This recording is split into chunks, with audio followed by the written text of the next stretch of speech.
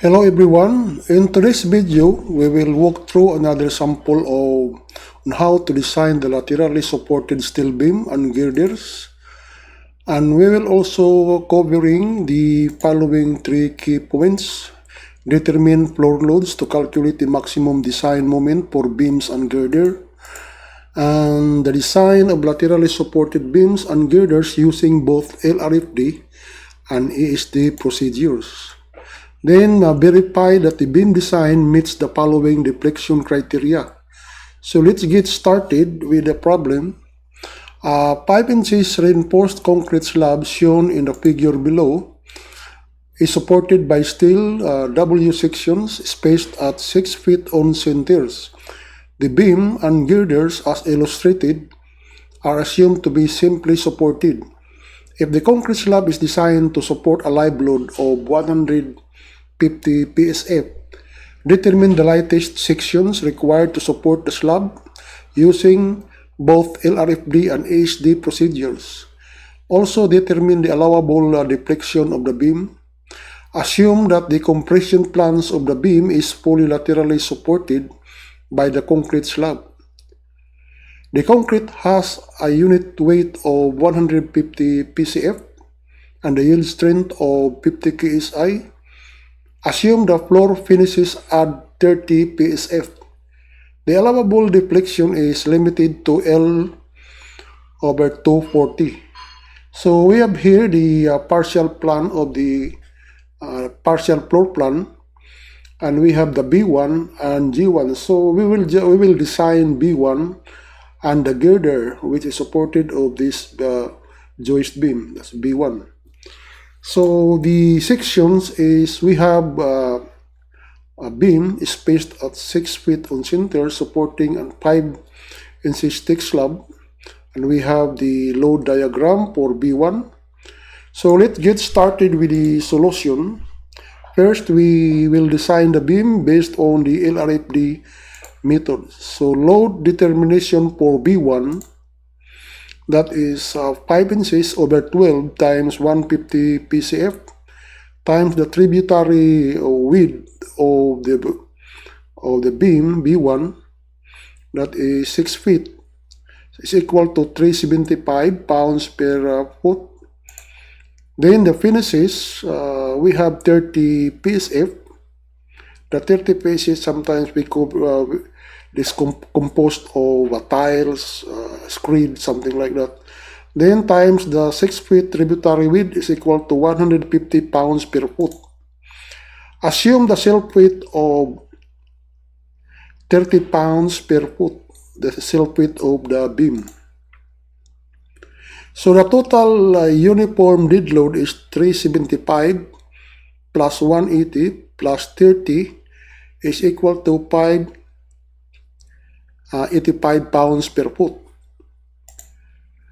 The uniform live load, that is 150 psf times 6 feet, is equal to 900 pounds per foot. So the total uniform factored load is equal to 1.2 times 585 pounds per foot plus 1.6 times 900 pounds per foot is equal to 2.14 kips per foot. So the moment of the simply supported beam, we have WL squared over 8. So 2.14 kips per foot times 25 foot squared over 8 is equal to 167.2 kips foot. So that is the design moment that we are going to check with the AISC table 3-2. So from the AISC table, under the LRFD, we have here a table 3-2 from the AISC, 50 KSI. We have the LRFD. So we'll start at the lowest at the bottom. So we have 88, and we have to go up. Then we have 140, 151, then 166, so we have 167. One more, here we have 177. So 177 is very close, which is a little bit higher than what we have, design moment. So this is the moment capacity of the beam. And this corresponds to W14 by 30. So that is the shape of the section. So W14 by 30 is required for this design moment of 167.2. So 177 kips foot is greater than 167.2 kips foot. So the section is okay. So we will use this W14 by 30 for beam B1. So the next one is to determine the profile section using the ASD method. So load determination for beam B1, we already have determined the W uniform dead load of 585 pounds per foot. We have a live load of 900 pounds per foot, and total unfactored load, which is 585 plus 900 pounds per foot, is equal to 1.49 kips per foot. So the moment that WL squared over 8 is equal to 1.49 kips foot times 25 feet squared over 8, and that would give us 116.4 kips feet. So that is the design moment for the ASD.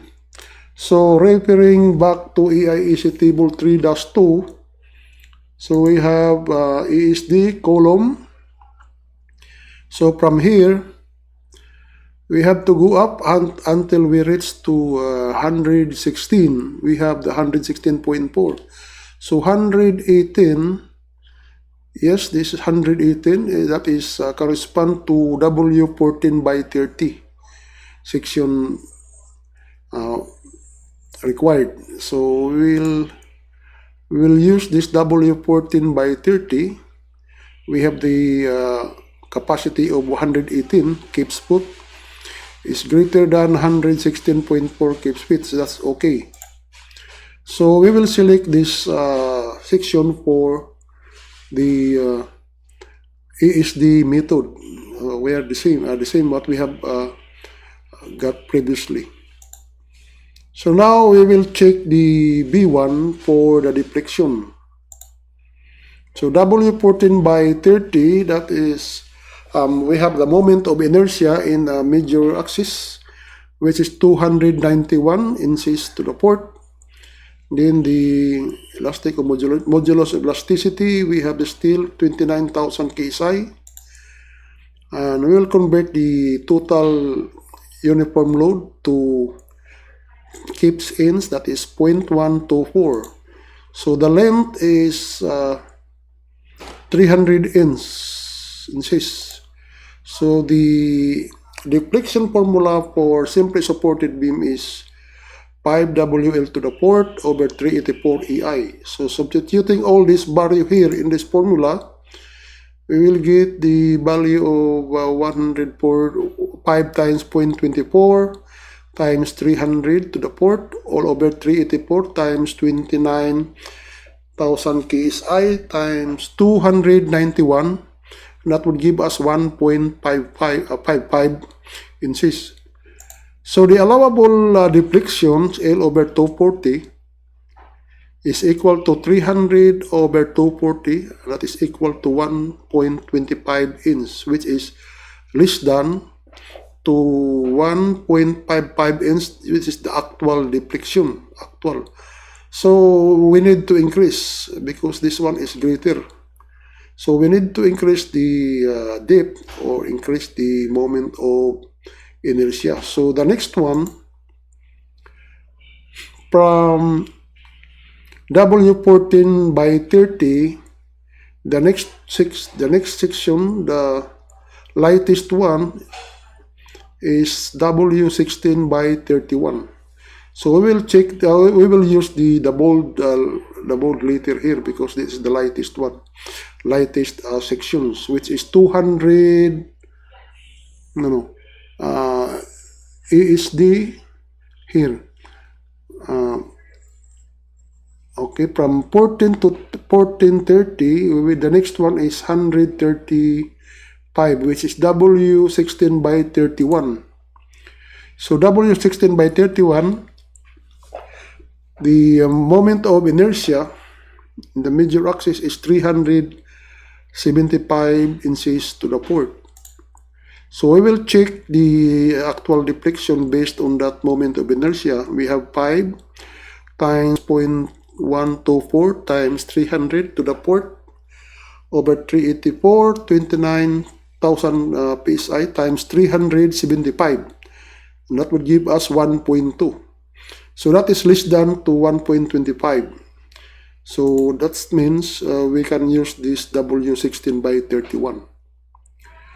So we are done the B1. Now we will start to design the girder, which is supporting the B1, all this beam. So to design this girder, we will use first we'll start the LRFD method. So load determination for girder G1. We already have determined the factored uniform load, which is 2.14. The tributary length of B1 is 25 feet, which is half of this one here, half of that 25 feet, and that is 25 tributary length. So PU, the factored concentrated load is 2.14 times 25 is equal to 53.5 kips. So that is the point load here, 2 points. So if we check the moment for 2 point loads based on the table 3-23 in the AISC manual, we have here the moment A is equal to L over 3 because we are using the 2 points load equally spaced. So PL cube over 28 AI. So that is the moment PA, where A is equal to L over 3. So PU is equal to 53.5 times 18 over 3. We have the moment of 321 kips foot. So that is the design moment, the factor design moment. So we will repair the IEC manual for that design moment based on the LRFD columns here. So referring to LRFD columns, and we go up until we reach the 321. So this one 358, and that corresponds to W21 by 44. So the required section is W21 by 44, which is 358 kips feet. That is the moment capacity for this section. So that is greater than to 321 kips feet. So that is okay. And that is for the required section using the LRFD method. So for the ASD method, load determination for girder G1, we have already determined the unfactored uniform dead load, which is 585 pounds per foot. And the live load is 900 pounds per foot. So the total uniform unfactored uniform loading, which is equal to 585 pounds per foot plus 900 pounds per foot, is equal to 1.49 kips per foot. So PA is equal to 1.49 times the tributary length of 25 feet is equal to 37.25. So the moment is equal to PA PL over 3, which is 37.25 times 18 feet over 3, that is 223.5. So this is the design unfactored moment. So based referring to the AISC table 3-2 for ASD, we have 223, so we have that correspond, the nearest is 238. 238, that correspond to section W21 by 44. So W21 by 44, the moment capacity is 238 Gibbs feet. That's greater than 223.5. So that's it. That is the required section using the ASD method. So now we will check the deflection for G1. So to check the deflection for G1 for W21 by 44, and we have point load of 37.5. This is the unfactored loading, unfactored concentrated load. L is 216, which is 18 feet times 12. So the deflection for 2-point load here, referring to this table from AISC, the deflection is PL cube over 28 EI. We have already determined that previously. So PA L cube is over 28 EI. If we plug in all this value here in this equation, we have 37.25 times 216 cube over 28 times 29,000 psi times 843 is equal to 0.548 inches. So the allowable deflection is L over 240. Then 216 over 240 is equal to 0.9 inch, which is greater than 0.548 inches. So, which is therefore the section is okay for the deflection requirements. So that's all, guys. That's the end of our walkthrough for designing the lateral supported beam. So I hope you found it helpful, and please don't forget to like or subscribe. So thank you for watching, and see you next time. God bless. Bye-bye.